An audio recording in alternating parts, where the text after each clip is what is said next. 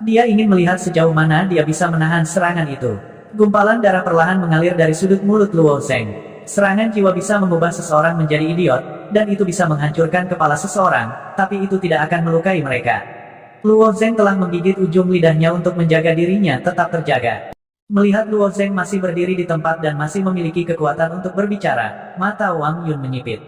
Meskipun Wang Yun masih memiliki gerakan yang lebih kuat yang bisa dia gunakan, dia tidak pernah berpikir bahwa Luo Zheng akan benar-benar menggunakan jiwanya sendiri untuk menahannya. Ini adalah tekanan yang datang dari naga banjir. Tombak tulang naga banjir di tangannya diambil dari segmen ketiga tulang belakang naga banjir, yang juga merupakan segmen tulang belakang naga banjir dengan darah terpadat. Dan untuk menempa tombak tulang naga banjir ini, dia bahkan mengundang salah satu dari 3 ahli kerajinan besar, Wang Dai, untuk menggambar 13 prasasti dengan berbagai ukuran di permukaan tombak tulang. 6 dari prasasti itu untuk tekanan garis darah di dalam. Sementara 7 prasasti lainnya adalah untuk memperkuat kekuatan tekanan di dalam. Hanya bahan yang digunakan untuk setiap rune saja harganya 100.000 kubik kristal stone. 13 prasasti telah menghabiskan 1.300.000 keping batu kristal kubik. Tekanan naga banjir yang begitu kuat sebenarnya ditahan dengan paksa oleh anak ini. Pada saat ini, keterkejutan di hati Wang Yun jauh melebihi para murid di sekitarnya karena hanya dia yang tahu betapa menakutkannya tombak tulang ini. "Kamu benar-benar mengejutkanku," kata Wang Yun dengan nada melankolis dalam suaranya. Bagaimanapun, dia telah mempersiapkan serangannya dengan cermat dan berpikir bahwa dia dapat dengan mudah berhasil, tetapi itu masih diblokir oleh lawannya. Dalam situasi seperti itu, tidak ada yang akan berada dalam suasana hati yang baik. Namun, ada harga untuk mengejutkanku. Jiwamu telah mengalami cedera yang sangat serius. Kamu harus bangga pada dirimu sendiri karena dapat memblokir 3 auman nagaku. Jika aku menggunakan serangan yang lebih kuat, kamu akan mati, atau kamu mungkin menjadi idiot. Aku akan memberimu kesempatan, mengaku kalah. Dengan karakter Wang Yun, dia pasti tidak akan membiarkan Luo Zheng pergi begitu saja.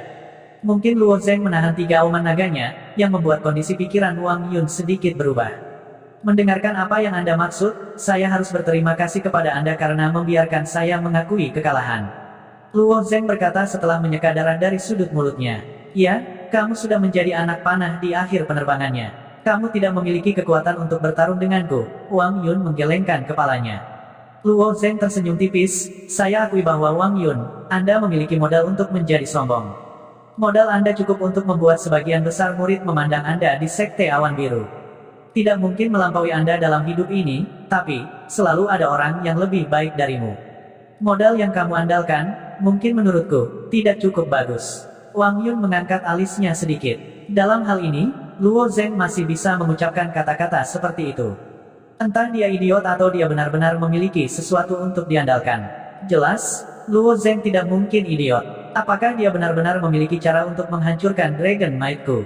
Setelah Luo Zheng selesai berbicara, 6 Heavenly Demon True Essence perlahan terbentuk dan diringkas menjadi 6 Heavenly Demon Phantom. Dalam pertempuran ini, tidak mungkin baginya untuk mengakui kekalahan. Untuk menginjakan kaki di puncak kompetisi puncak, untuk memasuki Sekte Awan Biru, dia tidak bisa mundur karena kemunduran kecil ini. Bahkan jika dia mempertahankan kemenangan beruntun, itu tidak akan menjadi masalah besar jika dia kalah dalam satu ronde dalam kompetisi samsara. Namun, seni bela dirinya seperti ini, dia tidak akan pernah mengakui kekalahan. Selain itu, dia juga telah menyetujui permintaan Azure Dragon di benaknya. Dia ingin membantu Azure Dragon melahap tombak tulang. Menggabungkan 2 poin ini, sama sekali tidak ada alasan baginya untuk mengakui kekalahan. Karena itu masalahnya, kamu tidak bisa menyalahkanku. Kesombongan di mata Wang Yun berangsur-angsur menghilang dan digantikan oleh keseriusan yang tak tertandingi. Mampu berkultivasi ke tahap ini dan mencapai prestasi seperti itu, Wang Yun juga seorang jenius yang tiada taranya. Dia sombong karena ketergantungannya terlalu kuat. Namun, Luo Zheng di depannya memberi Wang Yun perasaan yang tidak bisa dia lihat. Pada saat ini, jika Wang Yun masih sombong, maka Wang Yun bukanlah seorang jenius, tetapi seorang idiot. 2 jenius tak tertandingi dari Sekte Awan Biru mulai bergerak pada saat yang sama. Phantom setan surgawi, pergi. Di bawah kendali Luo Zheng, 6 hantu setan surgawi tiba-tiba bubar dan kemudian mengepung Wang Yun dari 6 arah yang berbeda. Dalam sekejap, mereka tiba di depan Wang Yun. Wang Yun samar-samar melirik hantu setan surgawi itu. Tombak tulang di tangannya berputar sebentar dan kemudian langsung menusuk. Puff puff puff puff puff. Tombak tulang menusuk 6 kali dan setiap tusukan mengenai pusat hantu setan surgawi. Segera, hantu iblis surgawi diledakkan oleh tombak tulang dan berubah menjadi untaian ki iblis surgawi. Dengan kemampuan aneh dari Heavenly Demon Phantom, bahkan jika diubah menjadi Heavenly Demon Ki, itu bisa diringkas lagi. Namun, kali ini tidak mengembun lagi. Pada saat yang sama, ki iblis surgawi tidak menghilang tetapi terus menyebar. Ini bukan karena Wang Yun, tetapi karena Luo Zeng. Warna ki iblis surgawi berwarna ungu hitam dan memiliki kemampuan yang kuat untuk memblokir cahaya dan penglihatan. Saat ki iblis surgawi terus menyebar, itu segera menyelimuti bagian tengah medan perang. Dengan pandangan mereka terhalang, para murid Sekte Awan Biru yang menyaksikan pertempuran juga penuh dengan keraguan. Apa yang dilakukan Luo Zeng ini? Menyebarkan ki iblis surgawi ini, bagaimana kita bisa menonton pertempuran? Apa yang kamu katakan menarik? Pertempuran adalah pertempuran, bukan pertunjukan. Orang-orang berjuang dengan hidup mereka, bukan pertunjukan untuk kamu lihat. Apakah kamu ingin menonton pertunjukan? Ada banyak aktor di ibu kota kekaisaran, Anda hanya dapat menemukan aktor terkenal dan menontonnya sekaligus. Luo Zeng tidak mengakui kekalahan dalam situasi ini, dia masih harus menyembunyikan kartu truf. Siapa yang tahu berapa banyak kartu truf yang dia miliki? Menggunakan ki iblis surgawi untuk mengisolasi garis pandang di sekitarnya benar-benar merupakan langkah tak berdaya oleh Luo Zeng. Siapa yang membuatnya menjanjikan Azure Dragon dalam pikirannya untuk melahap tombak tulang Wang Yun? Tidak peduli bagaimana dia melahap tombak tulang, proses melahap ini tidak dapat dilihat oleh orang banyak. Kuncinya adalah Luo Zeng sekarang menutupi medan perang. Menghadapi Wang Yun, dia tidak memiliki kepercayaan diri untuk menang. Dia hanya bisa bertarung dengan seluruh kekuatannya. Wang Yun melihat ki iblis surgawi yang kaya di sekitarnya dan kemudian menyuntikkan jejak esensi sejatinya ke dalamnya. Dalam sekejap, esensi sejati Wang Yun dilahap oleh ki iblis surgawi dan kemudian berubah menjadi ki iblis surgawi. Wang Yun tersenyum tipis dan berkata, saya telah lama mendengar bahwa ki iblis surgawi Anda dapat melahap esensi sejati orang lain. Ini benar-benar sangat aneh. Ini sebanding dengan teknik konsentrasi roh tulang putih saya. Meskipun saya tidak tahu apa yang ingin Anda lakukan, dengan menyebarkan ki iblis surgawi, saya harus mengingatkan Anda bahwa semuanya sia-sia. Selanjutnya, saya hanya akan menggunakan satu serangan, yang juga merupakan serangan terkuat saya untuk mengakhiri pertempuran ini. Sosok Luo Zeng berada jauh di dalam Heavenly Demon Ki. Wajahnya tidak bisa terlihat dengan jelas, juga ekspresinya tidak bisa terlihat. Pada saat ini, dia diam-diam mengeluarkan Flowing Light Sword. Di mata keduanya, pertempuran ini sudah akan segera berakhir. Wang Yun adalah yang pertama bergerak. Dia memegang tombak tulang naga banjir di tangannya, dan tanda terukir di tombak tulang tiba-tiba memancarkan cahaya kemasan. True Essence seluruh tubuhnya juga berputar ke ekstrim. Ini adalah serangan terkuatnya. Tusuk hantu kekacauan tulang naga. Kekuatan adalah sesuatu yang tidak bisa dilihat, tapi itu hanya relatif bagi orang biasa. Pada saat ini, Wang Yun sepenuhnya mengekstraksi kekuatan naga dari tombak tulang naga banjir dan memusatkannya pada ujung tombak tulangnya. Di bawah iluminasi rune emas, tekanan yang mengembun ke titik esensi dilapisi dengan lapisan samar cahaya kemasan, perlahan menempel di ujung tombak. Saat Wang Yun menikam tombak tulang, raungan naga yang ganas terdengar lagi. Raungan naga ini 2 kali lebih kuat dari auman naga sebelumnya. Mengaum. Semua orang mendengar raungan naga yang membuat jantung berdebar-debar ini datang dari pusat panggung bela diri. Tetapi karena Luo Zeng telah mengatur esensi sejati iblis surgawi untuk menghalangi pandangan mereka, tidak ada yang bisa melihat dengan jelas apa yang terjadi. Luo Zeng tidak bisa menahannya sebelumnya. Kali ini, Luo Zeng sudah selesai. Ini bukan lagi masalah menang atau kalah. Luo Zeng bisa berubah menjadi idiot. Tidak mudah bagi seorang super jenius untuk muncul di Little Rain Peak, tapi hasilnya dia akan berubah menjadi idiot di Peak Competition. Sayang sekali, mendengar diskusi semua orang, wajah instruktur Wen memucat. Dia benar-benar khawatir sesuatu akan terjadi pada Luo Zeng. Pada saat ini, Zuo Yun sudah selesai menyembuhkan lukanya. Dia berdiri di sebelah instruktur Wen dan berkata, Instruktur Wen, jangan dengarkan mereka. Kapan Luo Zeng tidak mengandalkan kekuatannya sendiri untuk menghindari bahaya? Apa yang mereka katakan masuk akal. Tapi seperti yang kamu lihat, Luo Zeng sudah terluka oleh ketiga auman naga itu. Sekarang, auman naga ini mungkin juga disertai dengan serangan Wang Yun. Bisakah Luo Zeng menghindarinya? Kata instruktur Wen dengan ekspresi sedih. Luo Zeng adalah semua harapannya. Zuo Yun hanya bisa menghela nafas. Yang benar adalah bahwa dia tidak memiliki kepercayaan di dalam hatinya. Bagaimanapun, kekuatan Wang Yun sangat tangguh, dan tombak tulang di tangannya telah melampaui imajinasi semua orang. Dia hanya bisa berkata dengan kosong, mungkin, Luo Zeng punya cara untuk menghindari bahaya. Bahkan Zuo Yun tidak percaya kata-kata ini. Tapi saat suara Zuo Yun jatuh, dari kabut esensi sejati iblis surgawi ungu dan hitam itu, raungan naga tiba-tiba terdengar. Mengaum, raungan naga ini melampaui semua auman naga sebelumnya. Bahkan bisa dikatakan bahwa itu berada pada level yang sama sekali berbeda dari auman naga banjir sebelumnya. Jika raungan naga banjir sebelumnya adalah raungan seorang anak, maka raungan naga ini adalah raungan orang dewasa. Perbedaannya tak terlukiskan dengan kata-kata. Dalam gemuruh itu, ada keagungan yang tak terlukiskan dan tak terbayangkan. Sunyi, kuno, mulia. Bahkan jika Anda kehabisan kosakata manusia, Anda masih tidak akan bisa mengungkapkan bahkan sebagian kecil dari auman naga ini. Penatuasu, yang telah menggunakan esensi sejatinya untuk melindungi panggung dari kekuatan naga, tiba-tiba memucat. Pada saat ini, bahkan dia merasakan ancaman yang kuat. Kata kekuatan, secara terpisah, adalah kekuatan dan momentum. Dapat dikatakan bahwa itu adalah semacam momentum yang mengandung kekuatan. Orang yang kuat bisa melakukan kekuatan semacam ini secara ekstrim, hanya mengandalkan kekuatan untuk menekan dan bahkan menyerang lawan. Namun, yang kuat dan yang lemah pada awalnya relatif. Meskipun kekuatan naga yang terkandung dalam naga banjir itu kuat, tidak mungkin membuat orang kuat seperti Penatuasu merasakan hal ini ketika diaktifkan oleh Wang Yun. Pada saat ini, jelas bahwa Penatuasu bukan satu-satunya yang merasa terancam. Kekuatan Elder Su menduduki peringkat pertama di antara para tetua Sekte Awan Biru, kedua setelah Master Sekte dan Wakil Master Sekte. Jika Penatuasu bisa merasa terancam, maka situasi yang lain hanya akan lebih dibesar-besarkan. Wasit yang memimpin pertempuran sudah berlari jauh dari Wang Yun sebelum dia mengeluarkan tombak tulang dan berlari keluar medan perang. Meskipun kekuatan wasit ini tidak lemah, pertempuran antara kedua murid ini jelas tidak dapat dinilai dengan akal sehat. Dia bukan orang bodoh, dan jika dia terlibat setelah pertempuran mereka, dialah yang akan menderita. Masalahnya adalah bahkan jika wasit ini memiliki pandangan ke depan untuk meninggalkan medan perang, dia tidak dapat melarikan diri dari bencana. Di tengah auman naga itu, dia merasa seolah-olah seseorang langsung memukul kepalanya dengan palu godam. Dia tiba-tiba mengerang, lalu jatuh pingsan dan jatuh dengan keras ke tanah. Wasit ini adalah orang yang paling dekat dengan arena, jadi dia merasakan dampak terbesar dari tekanan yang dipancarkan oleh auman naga.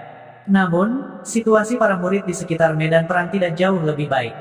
Bagaimanapun, kekuatan wasit juga pada tahap awal dari ranah refleksi surgawi, dan di antara para murid yang menonton kompetisi puncak, ada banyak murid lingkaran penuh Siantian, dan beberapa murid di bawah lingkaran penuh Siantian.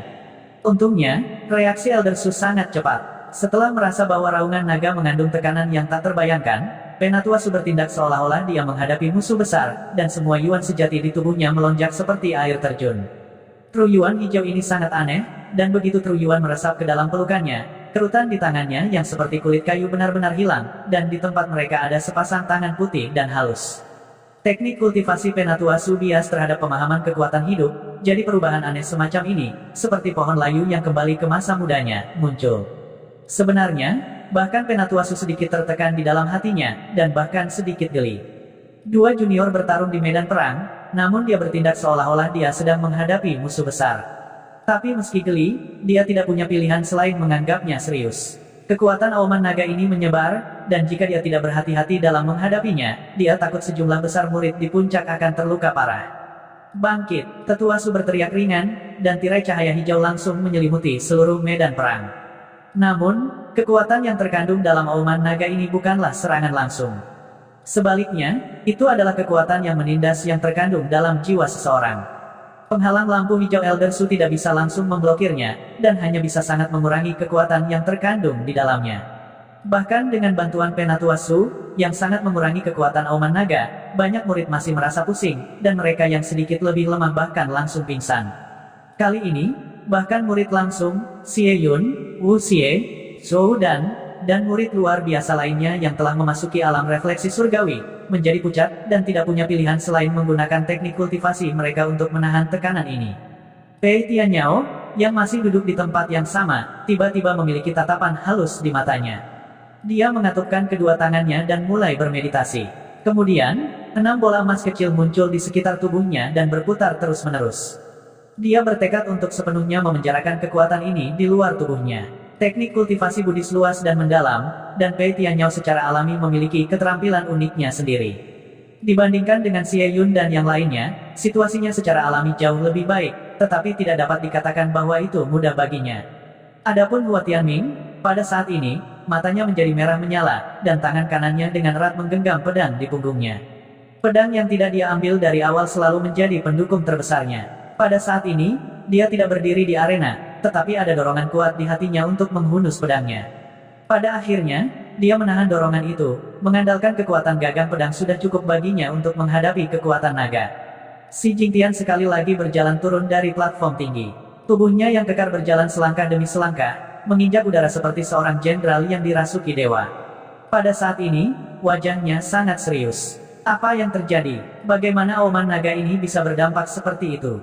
Si Jingtian, yang selalu acuh tak acuh, akhirnya menunjukkan ekspresi bingung. Penatuasu menggelengkan kepalanya. Wang Yun ini benar-benar terlalu kuat. Dia benar-benar bisa menggunakan tombak tulang naga banjir sedemikian rupa. Aku khawatir Luo Zheng. Tidak, si Jingtian menggelengkan kepalanya. Dia memikirkan banyak hal, jadi dia memiliki lebih banyak keraguan daripada Penatuasu. Ini tidak mungkin kekuatan naga yang bisa dikeluarkan oleh naga banjir. Penatuasu berpikir bahwa masalah ini terlalu sederhana. Dia hanya berpikir bahwa auman naga adalah kekuatan naga yang meletus dari tombak tulang naga. Namun, si Jingtian tidak berpikir begitu. Bukannya naga banjir tidak bisa meletus dengan tingkat kekuatan naga seperti itu. Kekuatan yang baru saja meletus di arena memang sangat besar. Itu sangat menakutkan di mata generasi muda, terutama banyak murid dari Sekte Awan Biru. Namun, di mata si Jingtian dan Penatuasu, itu tidak layak disebut. Jika naga banjir nyata tiba-tiba meraung, itu akan cukup untuk mengubah gunung kecil menjadi bubuk. Kekuatan bukanlah kuncinya, tetapi konsep artistik yang terpancar dari auman naga. Aura yang terkandung dalam auman naga memberi orang perasaan yang menggetarkan jiwa. Seolah-olah telah melampaui semua kehidupan dan berdiri di tingkat tertinggi, menghadap semua makhluk hidup. Konsepsi artistik semacam ini tidak dapat dicapai oleh naga banjir. Ini karena naga banjir bukanlah binatang mitologis. Itu hanya memiliki garis keturunan klan naga, yang membuat ras naga banjir mirip dengan binatang mitologis. Si Jingtian menebak bahwa auman naga barusan berasal dari naga asli. Naga surgawi sejati, binatang mitologis super yang mendekati level dewa. Itu bukan naga banjir. Penatuasu tercengang, matanya dipenuhi dengan ketidakpercayaan. Mungkinkah itu naga sungguhan? Si Jingtian mengangguk tanpa suara. Ya, itulah yang saya curigai. Mustahil, Penatuasu secara refleks menyangkalnya. Dia benar-benar lupa bahwa dia sedang berbicara dengan pemimpin sekte. Naga asli adalah produk legenda. Ini adalah keberadaan ilusi. Dunia ini besar dan penuh dengan hal-hal aneh. Di dunia ini, ada orang yang dengan sepenuh hati berjuang menuju puncak seni bela diri, sementara ada juga orang yang suka mengarang segala macam cerita dan legenda aneh. Bertahun-tahun yang lalu, ada sebuah buku berjudul The Understanding of Divine Beasts yang beredar luas di pasar. Buku ini memiliki jangkauan yang sangat luas. Itu menyebar jauh dari wilayah tengah ke wilayah timur. Termasuk semua jenis salinan bajakan, tidak diketahui berapa banyak salinan yang telah terjual. Pengetahuan semua orang tentang klasifikasi Divine Beast dan Super Divine Beast pada dasarnya diperoleh dari The Understanding of Divine Beast ini. Menurut anotasi dalam, pengertian binatang surgawi, naga sejati, burung vermilion, kura-kura hitam, dan macan putih adalah 4 binatang surgawi super. Selain keempat Super Divine Beast ini, ada juga beberapa ras unik dan kuat yang tidak dapat membentuk kelompok. Misalnya, binatang menelan surga, Phoenix 9 warna, dan sebagainya. Mereka juga bisa dianggap sebagai Super Divine Beast. Adapun binatang Super Divine, ada Kunpeng, Luan Biru, rusa 9 warna, dan tikus surga. Buku ini sangat misterius. Itu bahkan menggambarkan pertempuran hebat antara naga sejati dan burung vermilion. Pertempuran itu menyebabkan gunung dan sungai berubah, bintang-bintang jatuh, dan langit dan bumi terbalik. Isi buku itu tidak buruk. Namun, banyak ahli mencemoohnya karena keaslian buku tersebut tidak dapat diverifikasi. Hal semacam ini yang tidak dapat diverifikasi hanya dapat dianggap sebagai biografi atau novel. Itu tidak bisa dianggap serius. Jika Anda mengatakan bahwa naga sejati adalah binatang super divine, lalu bagaimana Anda bisa membuktikan bahwa itu ada? Apa 4 binatang super divine? Bagaimana orang bisa percaya peringkat seperti itu? Namun, naga banjir bisa membuktikannya karena memang ada di 5 wilayah timur, barat, selatan, dan tengah. Setelah ditolak oleh Penatuasu, si Jingtian menghela nafas panjang dan berkata, 10 tahun yang lalu, saya berjuang untuk Aula Awan. Selama misi, saya melihat naga banjir. Meskipun itu hanya sekilas, kekuatan yang banjir naga yang dipancarkan sudah cukup membuatku mengingatnya seumur hidup. Pemimpin sekte melihat naga banjir. Penatuasu bertanya dengan heran. Meskipun naga banjir tidak dapat dianggap sebagai binatang surgawi, ia memiliki garis keturunan dari ras naga, sehingga sebanding dengan binatang surgawi.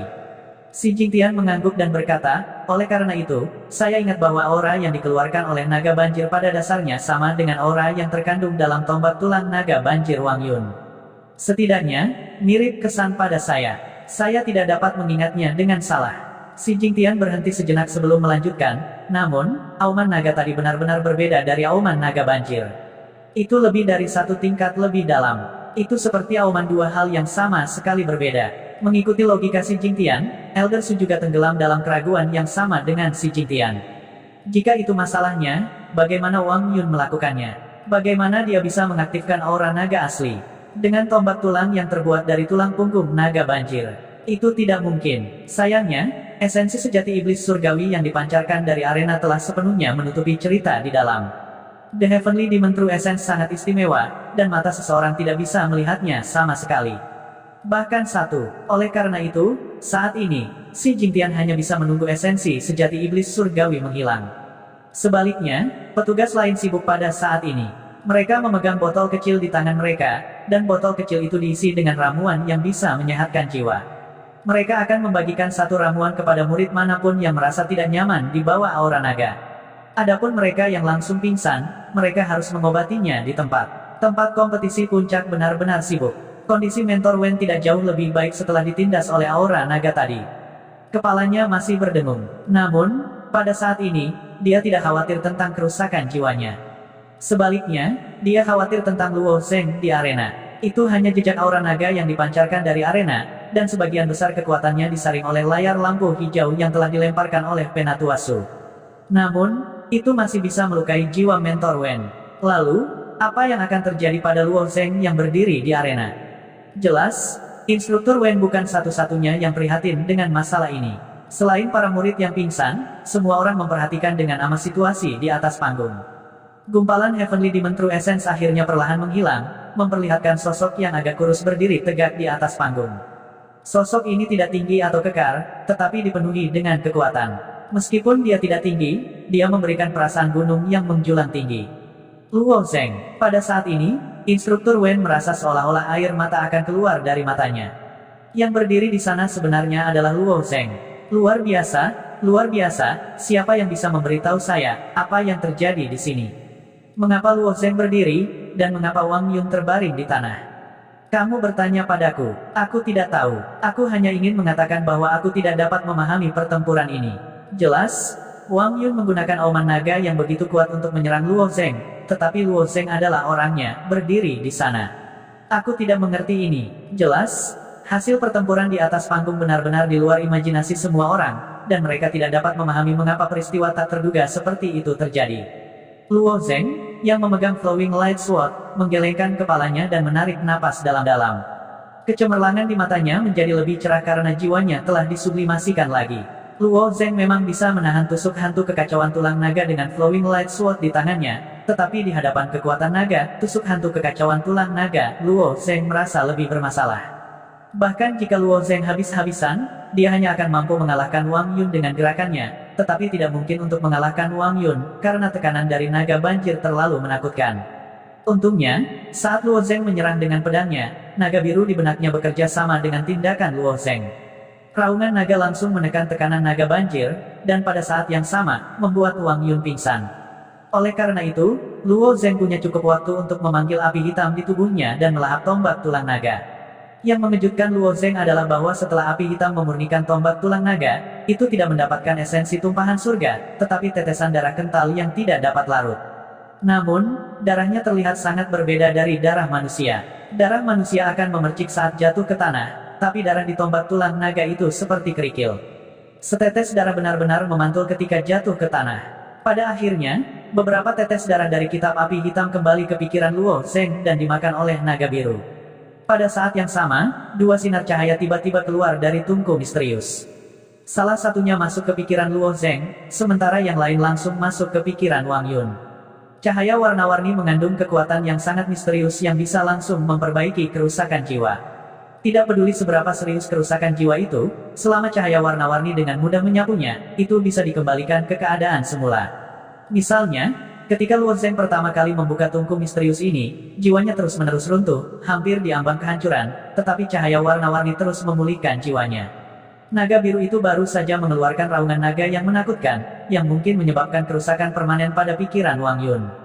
Jika bukan karena sinar cahaya, Wang Yun mungkin akan menjadi idiot selamanya. Sinar cahaya 7 warna tidak hanya memiliki efek memperbaiki jiwa, tetapi juga dapat memperkuat jiwa. Luo Zeng juga memiliki pemahaman yang mendalam tentang ini.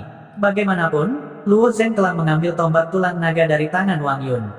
Sekarang, memperkuat jiwa Wang Yun adalah sedikit kompensasi. Tapi sekali lagi, seberapa berharganya hal yang bisa menguatkan jiwa? Tingkat keberhargaannya pasti tidak kurang dari nilai tombak tulang naga. Dari sudut pandang ini, Wang Yun tidak dapat dianggap menderita kerugian.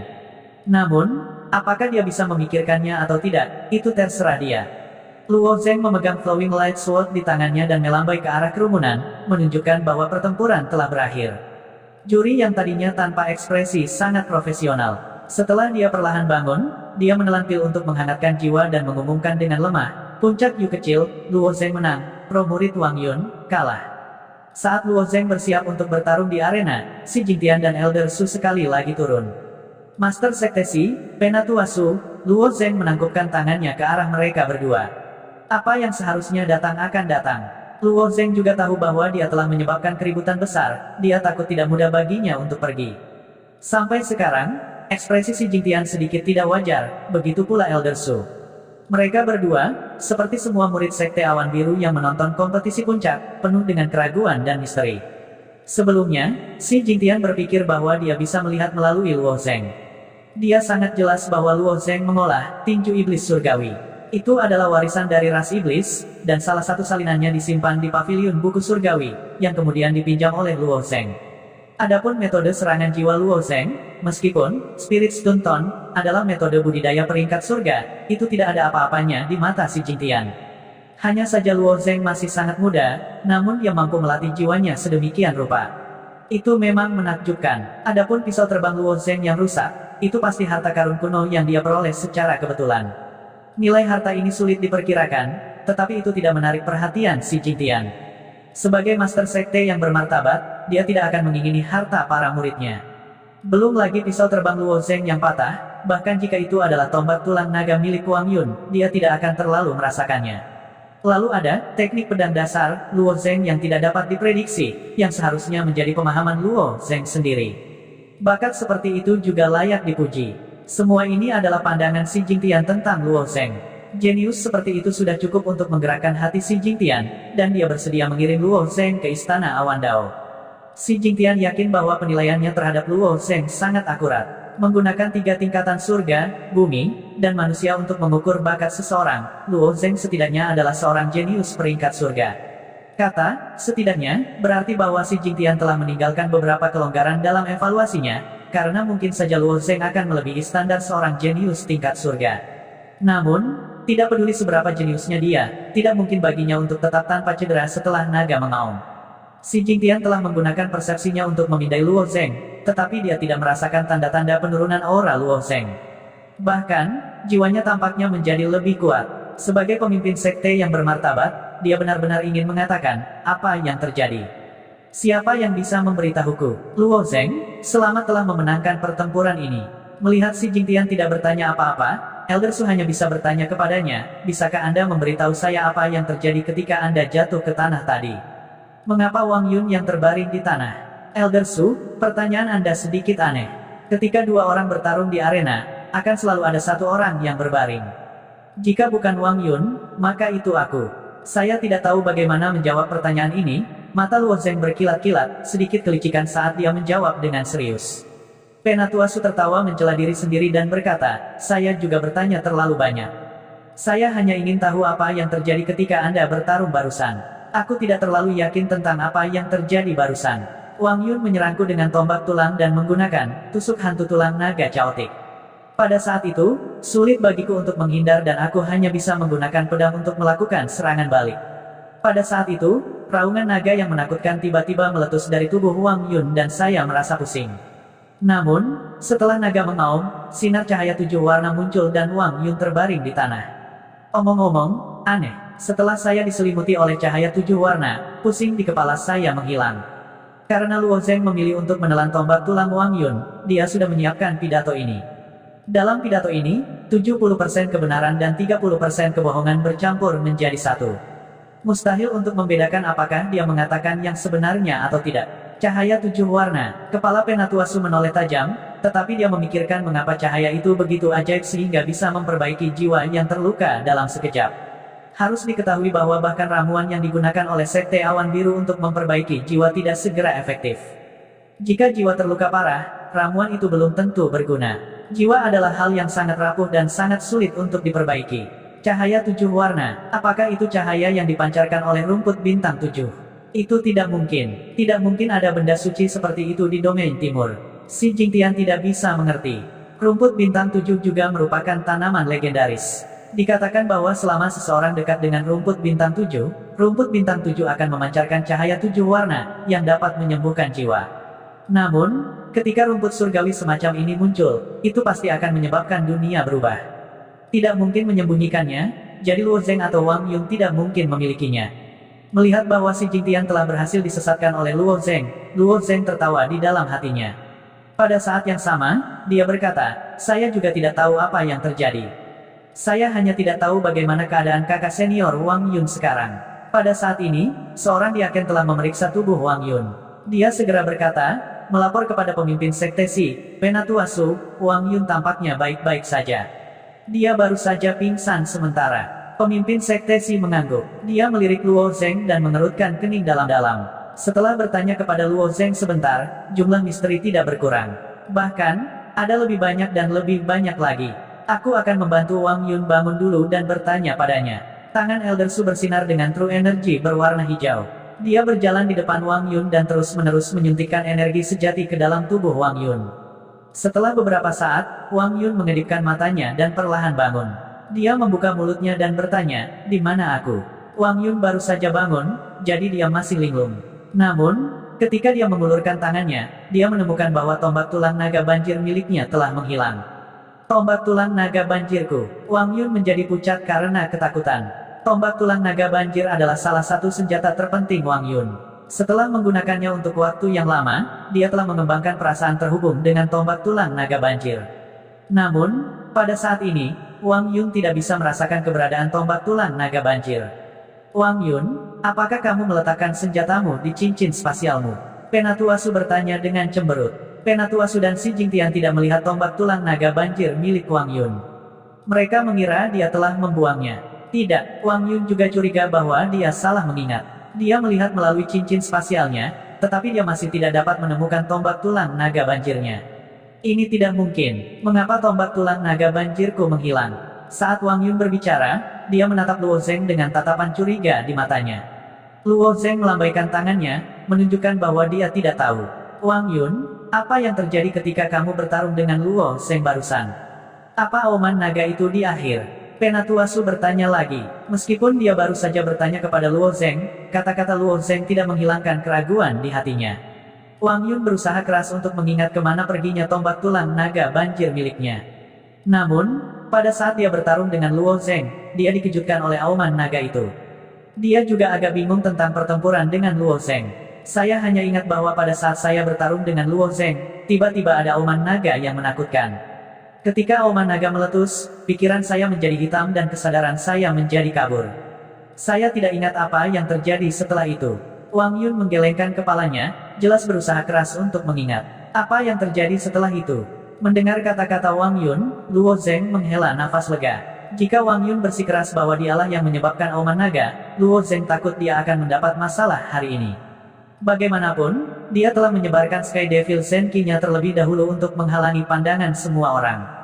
Hanya poin ini saja yang akan menimbulkan kecurigaan. Si Jingtian, Penatua Su, dan yang lainnya semuanya adalah orang-orang yang cerdik. Tidak semudah itu membodohi mereka. Auman naga itu meletus dari tombak tulang naga banjirmu. Mengapa ia memiliki kekuatan seperti itu? Mungkinkah tombak tulang naga banjirmu benar-benar meledak pada saat itu? Itu sebabnya dia mengeluarkan raungan naga yang begitu kuat. Melihat bahwa Wang Yun bisa tidak ingat dengan jelas, Penatua Su menanyakan spekulasinya sendiri. Mungkinkah itu benar? Wang Yun juga agak tidak yakin. Meskipun dia tidak dapat mengingat apa yang terjadi pada saat itu, auman naga terakhir telah jauh melebihi auman naga yang dia buat dengan tombak tulang naga banjir. Raungan naga itu telah mengejutkannya. Seolah-olah besi panas merah telah dicap dengan keras di hatinya. Dia takut dia tidak akan bisa melupakannya selama sisa hidupnya. Masalahnya, dari mana auman naga itu berasal? Wang Yun masih ingat bahwa ketika Wang Dai menempa tombak tulang naga banjir ini untuknya, dia memberitahunya bahwa masih ada jejak jiwa sisa naga banjir di tulang punggung naga banjir. Namun, tulang punggung naga banjir ini dan jejak jiwa yang tersisa itu mungkin memiliki sejarah puluhan ribu tahun. Dengan berlalunya waktu, jiwa yang tersisa ini berada di ambang kehancuran dan sangat lemah. Namun, Wang Dai tidak membubarkan jiwa yang tersisa. Sebagai gantinya, dia menggunakan rune formasi untuk menyegelnya. Dari sudut pandang seorang penyuling, Wang Dai merasa bahwa jiwa yang tersisa ini telah kehilangan kemampuannya untuk melawan. Jika disegel di dalam, itu bisa meningkatkan spiritualitas tombak tulang naga banjir. Mungkinkah jiwa yang tersisa memecahkan segel saat ini dan kemudian memilih untuk meledak? Memikirkan hal ini, Wang Yun menyuarakan pikirannya. Penatuasu mengangguk. Penjelasan ini adalah yang paling dekat dengan kebenaran sejauh ini. Namun, masih ada keraguan besar, dan itulah masalah cahaya pelangi. Penatuasu bertanya, Wang Yun, apakah kamu melihat cahaya pelangi memasuki pikiranmu? Cahaya pelangi. Wang Yun sedikit bingung. Setelah dia pingsan, dia secara alami tidak bisa melihat cahaya pelangi. Tidakkah kamu merasa bahwa jiwamu menjadi lebih kuat? Penatuasu bertanya. Jiwaku. Dengan pengingat Penatuasu, Wang Yun segera merasakan perbedaannya. Jiwanya tampaknya menjadi lebih stabil, dan inderanya lebih tajam. Dengan kata lain, jiwanya menjadi lebih kuat. Dengan sarana sekte awan biru, mereka hanya bisa membuat beberapa obat rahasia untuk menyehatkan jiwa. Obat-obatan rahasia ini memiliki efek pemulihan tertentu pada jiwa. Jika seseorang ingin memperkuat jiwa, dia takut dia harus mengambilnya selama beberapa dekade, dan efeknya akan sangat kecil. Namun, kekuatan jiwa Wang Yun telah meningkat banyak dibandingkan sebelumnya. Bagaimana mungkin Wang Yun tidak bahagia? Karena tombak tulang naga hilang, suasana hatinya sangat dekaden dan tertekan. Jika itu orang lain, mungkin mereka akan pingsan lagi karena sakit hati, tetapi Wang Yun tidak hanya berbakat, tetapi keberuntungannya juga sangat kuat. Meskipun hilangnya tombak tulang naga memang merupakan pukulan baginya, Wang Yun yakin bahwa dengan keberuntungannya sendiri, dia bisa mendapatkan warisan yang lebih baik. Misalnya, setelah tombak tulang naga Wang Yun meledak, jiwanya telah membuat kemajuan besar. Sebaliknya, dia lebih bersedia menyumbangkan tombak tulang naga untuk memperkuat jiwanya. Lagi pula, ada terlalu sedikit cara untuk memperkuat jiwa, dan itu terlalu sulit. Senjata adalah milik duniawi, dan di masa depan, mungkin ada senjata yang lebih baik. Namun, dia tidak tahu bahwa alasan mengapa jiwanya diperkuat adalah karena keberuntungan yang diberikan kepadanya oleh Luo Zheng. Tentu saja, Luo Zheng tidak akan bosan membicarakan hal ini dengannya. Penatuasu mengulangi pertanyaan itu 2 kali, tetapi dia tidak dapat menemukan penjelasan yang lebih baik, jadi dia tidak punya pilihan selain membatalkan masalah itu. Namun, sebelum Si Jingtian pergi, dia melihat Luo Zheng dalam-dalam. Meskipun Si Jingtian tidak melihat ada yang salah dari awal hingga akhir, intuisinya mengatakan kepadanya bahwa masalah ini pasti terkait dengan Luo Zheng. Namun, Si Jingtian hanya menebak. Bagaimanapun, Luo Zheng adalah murid favoritnya. Bahkan jika Luo Zheng memiliki beberapa rahasia, itu masih merupakan peluang besar baginya, dan dia tidak berhak ikut campur. Dampak dari pertempuran ini terlalu besar. Dapat dikatakan bahwa, kecuali Hua Tianming, Pei Tianyao, dan beberapa murid lainnya, hampir semua murid sedikit banyak terpengaruh. Banyak jiwa murid terluka, dan mereka tidak punya pilihan selain minum obat untuk menyehatkan jiwa mereka. Untungnya, Penatuasu telah bertindak tepat waktu, jika tidak, konsekuensinya tidak akan terbayangkan. Setelah beberapa penyesuaian, wasit di medan pertempuran diubah lagi, dan kompetisi puncak berlanjut. Kekalahan Wang Yun telah mengejutkan banyak orang, dan reputasi Luo Zheng telah meningkat ke ketinggian yang menakutkan di hati orang banyak. Berapa banyak orang yang bisa tetap tanpa cedera di bawah raungan naga semacam itu? Banyak orang merasa bahwa tempat pertama di kompetisi puncak tahun ini mungkin akan menjadi milik Luo Zheng. Namun ada juga yang menentang. Kekuatan Pei Tianyao tidak terduga, Hua Tianming belum menghunus pedangnya sampai sekarang, dan yang pertama di Ascension Rankings, Li Yifeng, belum muncul. Kemampuan Luo Zheng untuk menahan auman naga yang menakutkan itu memang membuktikan bahwa jiwanya sangat kejam, tapi lalu apa? Selama pertempuran, bukan hanya jiwa yang berkompetisi, tetapi yang lebih penting, pemanfaatan teknik kultivasi dan true essence. Karakteristik setiap orang itu berbeda. Tidak dapat dikatakan bahwa kekuatan jiwa Luo Zeng adalah yang pertama, karena dia mengandalkan ini untuk mendapatkan tempat pertama di kompetisi puncak. Tidak peduli seberapa kuat jiwanya, bisakah itu menahan pedang Hua Tianming? Tidak peduli seberapa kuat jiwanya, bisakah itu menembus Pei Tianyao? Jadi, masih banyak murid yang merasa bahwa hasil sebenarnya dari kompetisi puncak belum diputuskan. Selain ketiga orang tersebut, kompetisi samsara masih berlangsung. Sekarang, dengan kemajuan kompetisi, peringkat puncak utama pada dasarnya telah ditentukan. Karena tiga murid teratas adalah Hua Tianming dari Sky Peak dan Luo Zeng dari Xiaoyu Peak. Oleh karena itu, tempat pertama dan kedua dari 33 puncak akan ditentukan oleh dua orang ini. Dengan kata lain, puncak Xiaoyu, yang awalnya merupakan tempat terakhir, akan menjadi tempat kedua dari 33 puncak. Jika Luo Zeng mengalahkan Hua Tianming, maka puncak Xiaoyu akan melompat dari tempat terakhir ke tempat pertama. Pemeringkatan 33 puncak akan membawa perubahan yang mengguncang bumi ke puncak Xiaoyu. Perubahan ini tidak hanya datang dari kuota bulanan murid dalam dan luar, tetapi juga peningkatan hadiah pelet obat.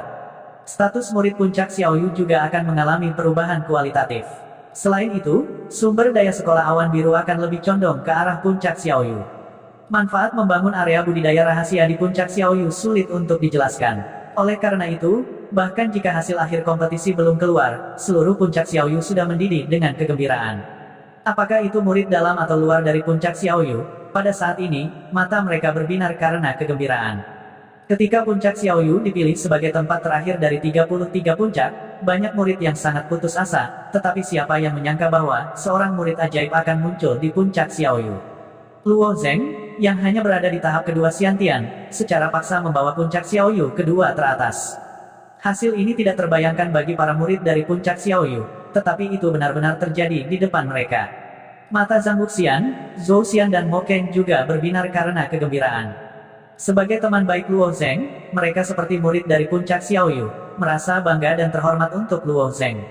Meskipun mereka telah melihat kekuatan Luo Zeng, tetapi di dalam hati mereka juga percaya bahwa Luo Zeng luar biasa, sehingga mereka percaya bahwa Luo Zeng akan dapat mencapai hasil yang baik. Pada awal kompetisi puncak, mereka merasa bahwa Luo Zeng setidaknya akan bisa masuk 100 besar.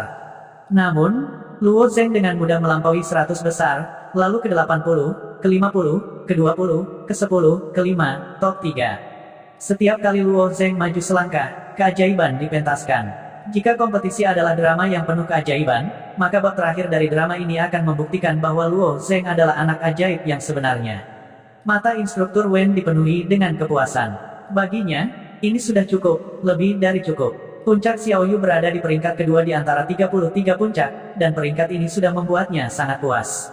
Di masa lalu, saudara perempuan Luo Zeng, Luo Yan, juga mengandalkan kekuatannya sendiri untuk membawa puncak Jade Maiden ke tempat kedua.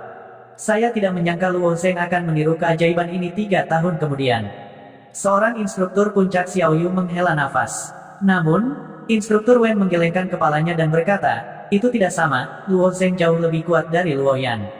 Luo Yan tidak diragukan lagi seorang jenius, apakah itu kecepatan kultivasi atau bakat, dia lebih baik dari Luo Zeng. Ketika dia berpartisipasi dalam kompetisi puncak, kekuatan Luo Yan telah melangkah ke tahap proyeksi surgawi, dan pada saat itu, dia berusia kurang dari 15 tahun. Tetapi Luo Zeng berusia 17 tahun, dan dia hanya berada di tahap kedua Xiantian, dan dalam hal kecepatan kultivasi, Luo Zeng jauh lebih rendah daripada Luo Yan. Tetapi dalam hal kekuatan pertempuran nyata, Luo Zeng lebih kuat dari Luo Yan lebih dari satu kelas. Karena dalam kompetisi puncak terakhir, murid-murid puncak tidak mencapai hasil yang baik. Belum lagi 3 besar, bahkan 5 besar semuanya ditempati oleh pro murid. Tapi kali ini, intensitas kompetisi puncak jauh lebih banyak daripada kompetisi puncak sebelumnya, dan tanpa diduga, 2 dari 3 murid teratas telah datang. Adapun murid puncak, Luo Zeng dan Hua Tianming. Dan kedua orang ini tidak berada di tahap proyeksi surgawi. Ini hanyalah pertama kalinya sejak zaman kuno, dan itu hanyalah rekor yang tak terbayangkan di kompetisi puncak sebelumnya. Dan kali ini, tidak hanya 2 kuda hitam, Luo Zeng dan Hua Tianming, yang telah menciptakan keajaiban, tetapi bahkan murid-murid puncak-puncak, seperti Xie Yun, Wu Xie, Su Fanhai, Kuan Xiaoyan, dan murid puncak lainnya telah juga mengalahkan banyak pro murid. Dapat dikatakan bahwa murid puncak tahun ini telah melampaui para murid. Dan di antara pro murid, hanya 1 orang yang bisa berdiri dan membawa bendera, dan orang itu adalah Pei Tianyao. Dia adalah pilar pro murid, dan dia mengembangkan teknik kultivasi Buddhis yang misterius, dan kekuatannya sama-sama tak terduga.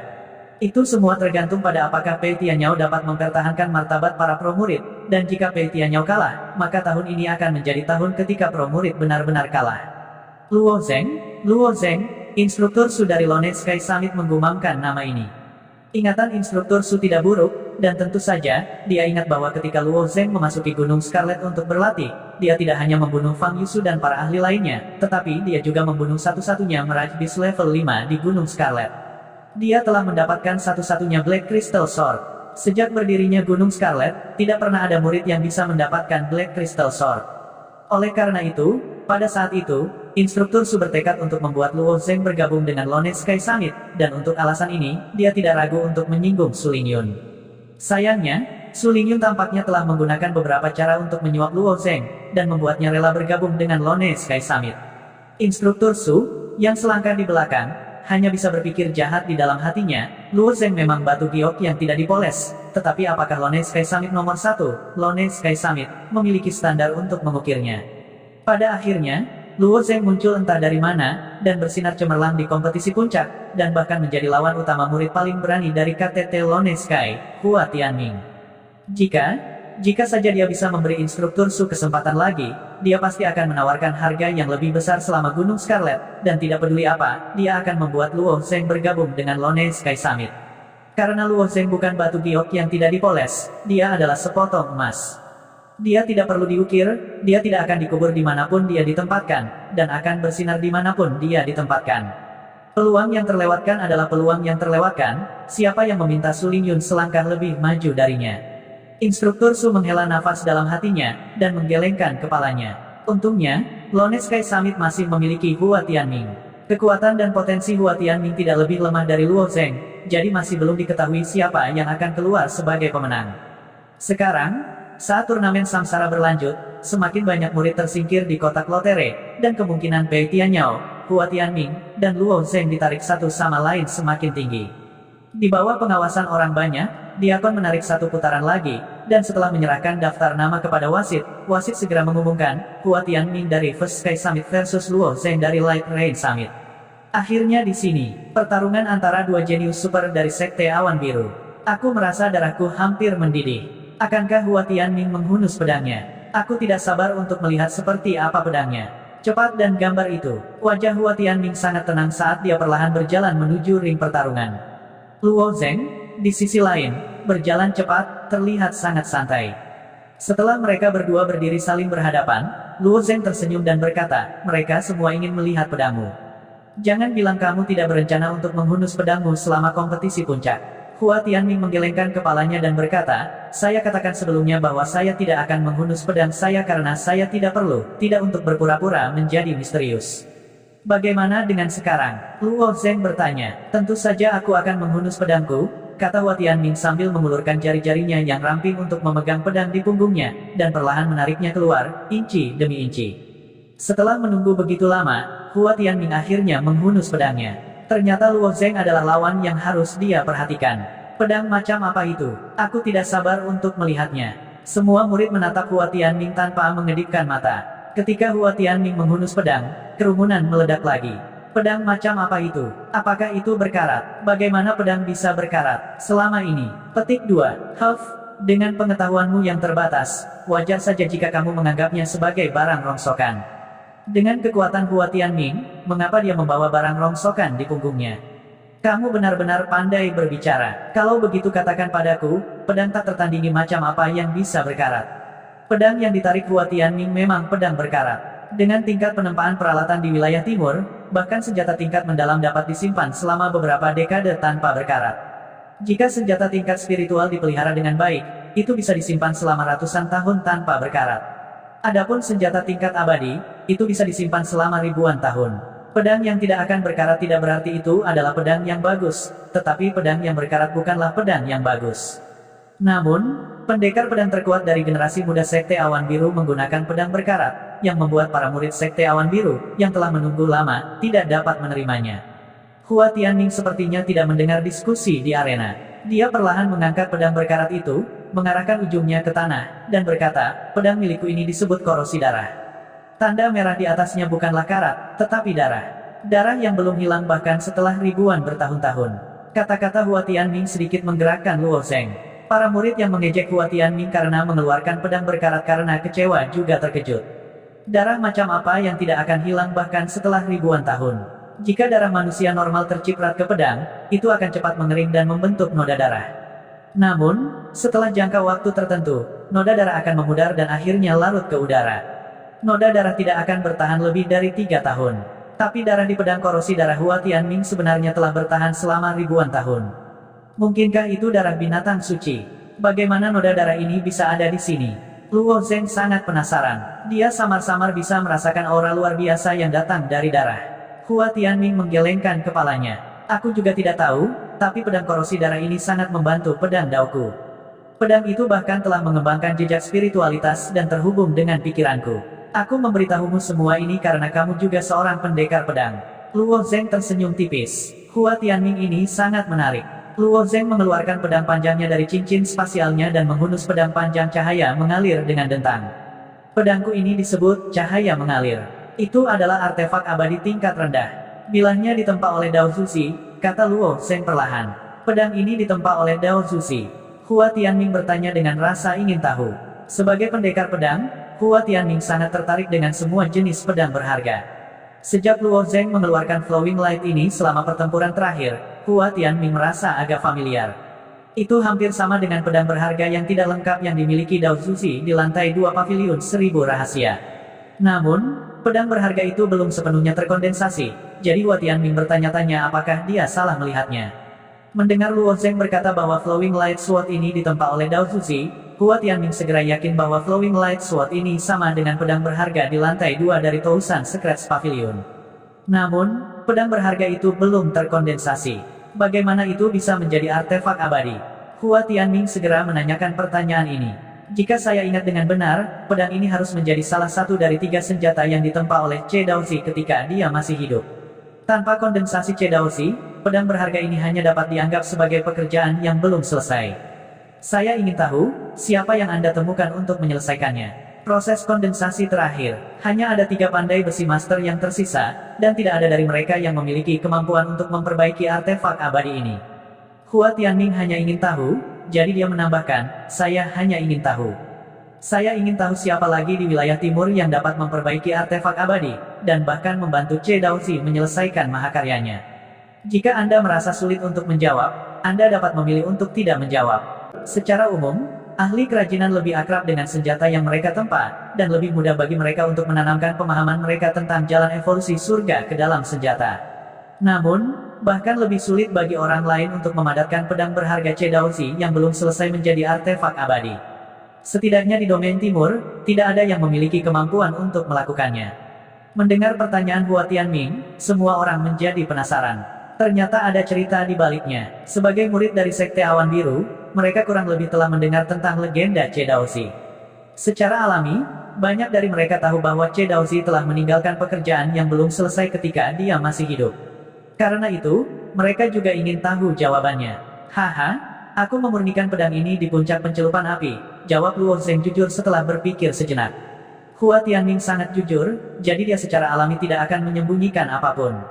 Selain itu, Luo Zeng tidak takut masalah ini akan menyebar. Karena dia telah memilih untuk berpartisipasi dalam kompetisi puncak, Luo Zeng mengumpulkan pengaruhnya. Selama dia mengumpulkan pengaruh yang cukup, mungkin banyak masalah akan dengan mudah diselesaikan. Masalah Suling Yun, masalah Luo Yan, dan masalahnya sendiri. Kamu memadatkannya sendiri, dan di puncak api mencelupkan. Pupil Hua Tianming menyusut tajam.